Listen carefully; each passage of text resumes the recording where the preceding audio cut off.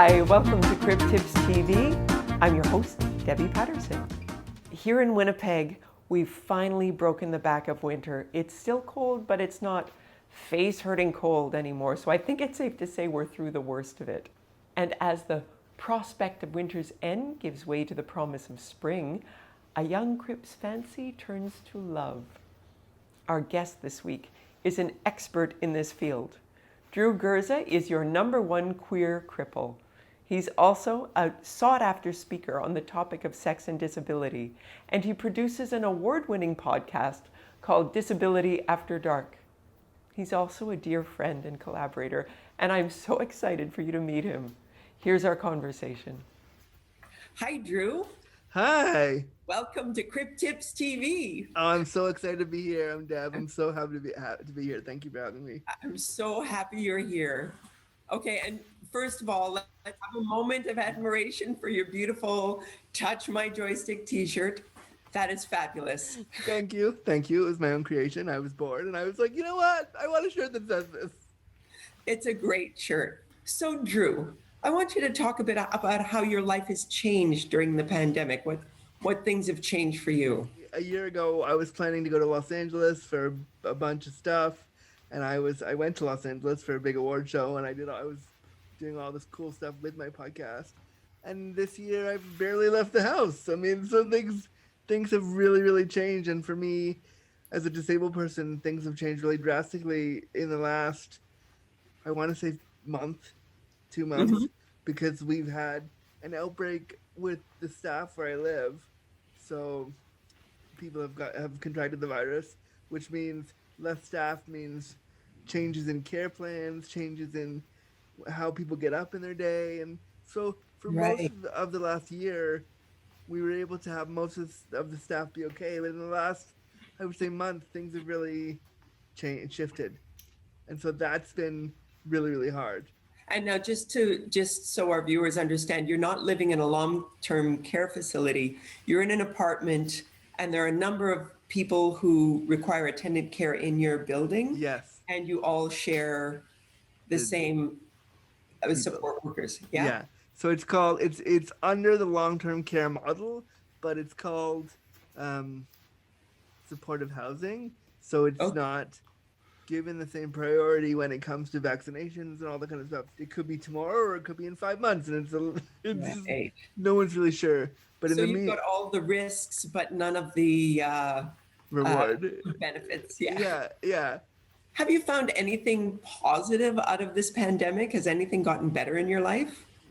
I've been able to be more creative, I guess. I've been able to work on other projects and do kind of things that I wouldn't normally do, and put out more like digital content around what I do. And I run a podcast called Disability After Dark, and I decided to start a podcast network.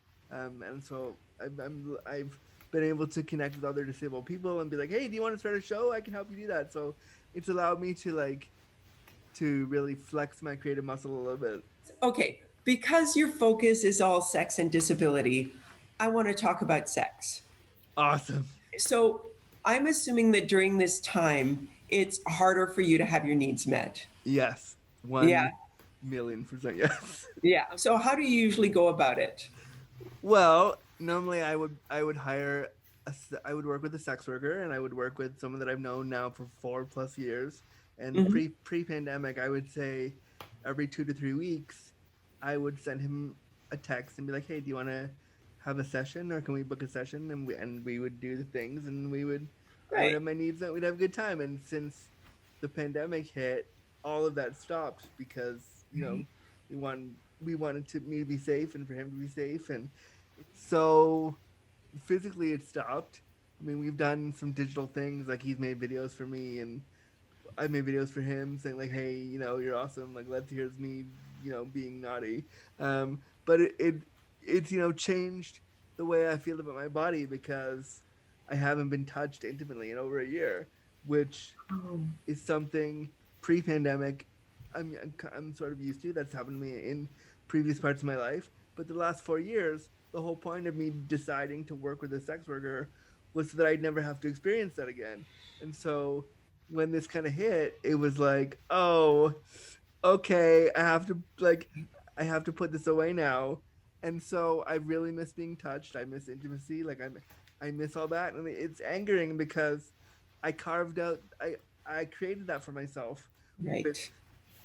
hiring a sex worker, and so to have that taken away has been really hard. But you've dealt with this before, right? You've dealt with this in the past? Yeah, I've had bouts where I didn't have sex for like 10, 12 months just Yeah. because of ableism and because people are silly. So I'm used to it. I'm used to this, but I forgot how hard it was, and I Yeah. forgot how difficult it would be to not have access, because even though me being able to hire a sex worker is a privilege and a lot of people with disabilities can't, I took it very seriously and I saved up money where I could, and I worked really hard to get money to do that because I felt it was a need. And so when it was taken away, not by anyone's fault but the world, it was like, oh, like what do I Yeah, do? now what? Yeah. Yeah. So I'm sure you're not the only person dealing with this. Yeah. And you've dealt with it before. So I'm wondering if you have any advice, like how do you deal with that frustration? And how do you deal with that need to be touched? I think you should get angry. You should put that anger somewhere. You should write about it. Like for me, Twitter and Instagram are the places where I can say, you know what? Haven't been touched in over a year. That kind of fucking sucks. And here's what I wanted to say about that. And it's a place where I can put that down and share that with my community and the disability community and say what that feels like, and say, you know what? Like sometimes I'll make a joke. So I'm like, I really wish I could touch a dude right now, but like, and even the shirt I'm wearing was partially kind of a joke on how no one's touched me in over a year. So I use humor to get through it for myself, but I also allow myself to feel angry about it and to talk about that anger. I want to go back to something you said earlier about how a lack of intimate touch has changed the way you think about your own body. Yeah. Could you talk about that a bit?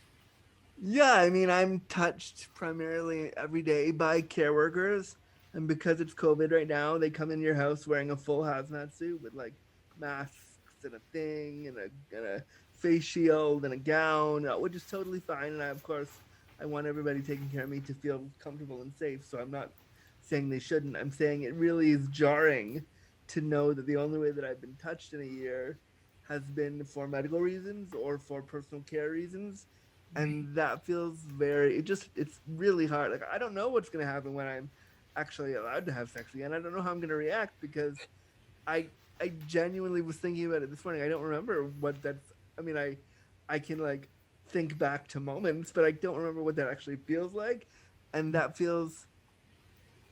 hard to reconcile with, because literally the last time I had sex was a year and a week ago, like so over a year ago now, and genuinely don't remember, because when he left that time, we said, "Okay, I'll see you in 3 weeks," and like this was just before the pandemic, and nobody thought we all thought, "Oh yeah, it'll just be fine."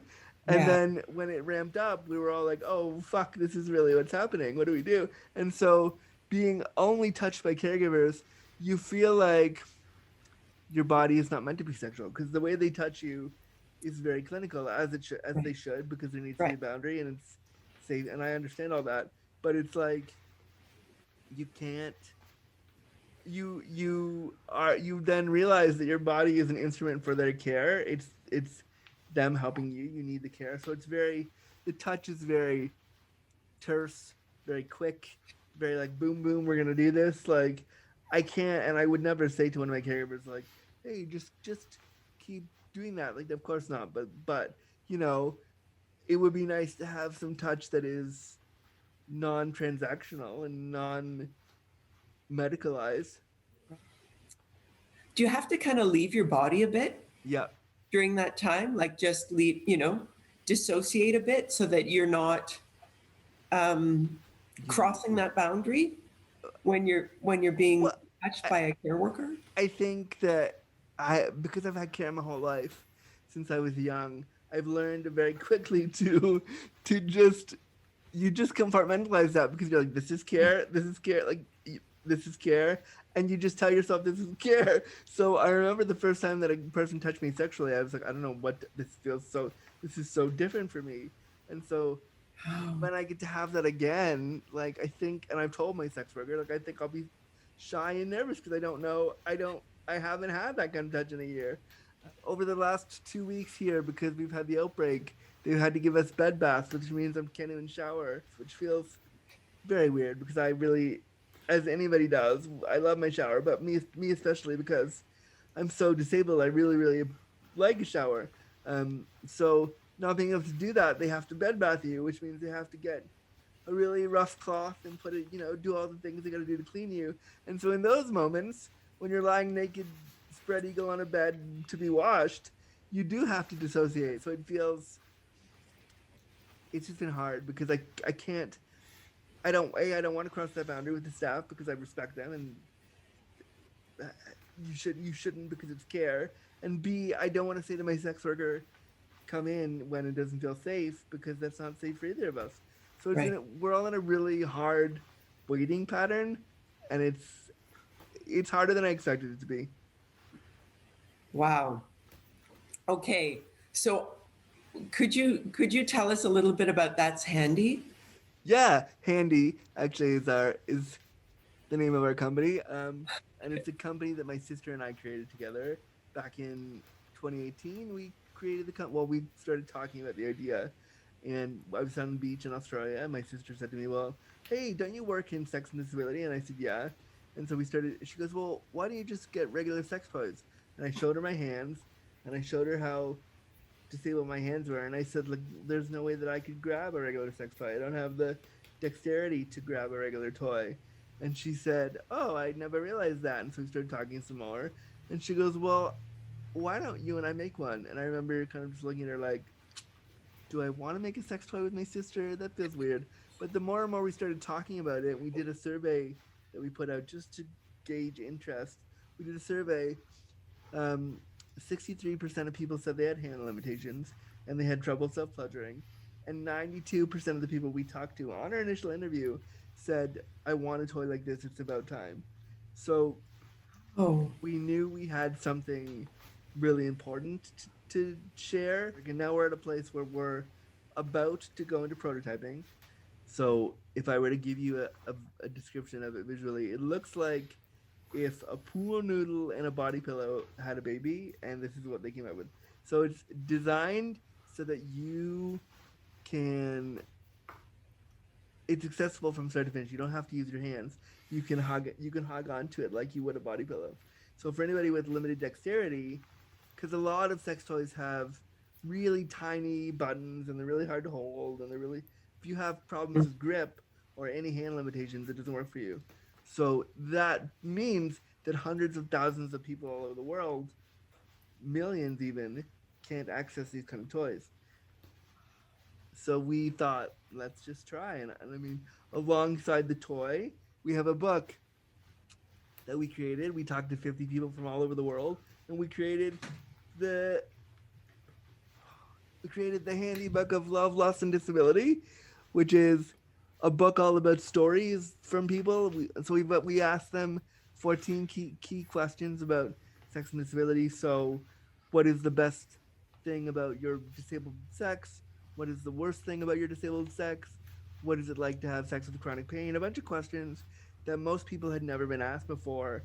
And they wrote us prose, they wrote us stories, they contributed artwork, and so we got all these stories, and we thought this could be a book. This needs to be out there because, as I'm sure you know, and all the people watching know, there are not enough resources and just things. People can go to the store and say, I want a book on sex and disability. And what do? They'll give them that one book that was published in 2003, which is great, but there's more than that. There's so much more than that. So we thought, let's see if it's a book. And the profits go towards developing this sex toy, yes? Yeah, the sex toy, which we have dubbed the joystick. It's the t-shirt. Yeah, exactly. Yeah, all the profits go into the toy and go back into the company. So it's not like we're selling this book just for profit. So when you buy a book, you're not only funding sex education around disability, you're also funding someone's orgasm, and that's really cool. That's great. You're giving pleasure. Yeah, we are, and as we say at the company, we are putting pleasure within reach for everyone. Oh, that's great. We've been talking on this show about how part of how there's a sort of a basic human need to be of service to others, right? Yeah. And so this is an excellent opportunity to be of service to others by spreading that pleasure around. Yeah, yeah, exactly. And I mean, people always say they want to do good things for disabled people, especially right now. Well, this, and staying home are two of the things you can do to protect disabled people right now. Drew, do you have any advice for the bipeds about how to deal with the lockdown, how to deal with the pandemic? Is there anything that you've learned, like through your lived experience of disability? Do you think you've developed any transferable skills that people might use? The advice for the walkies from the wheelchair user. I guess I would say keep going. Just know that it will get better. It's gonna change. You will be okay. This has happened before and will happen again, and it's all right. Like, but also I would say be upset. Show that emotion. Be angry. Don't sugarcoat over what you're feeling. Get it out somewhere and talk about it. And like, if you have to start an Instagram or a blog or a vlog or whatever it is you got to do to get the feeling out, as long as you're not hurting someone else, the feelings are valid. Right on.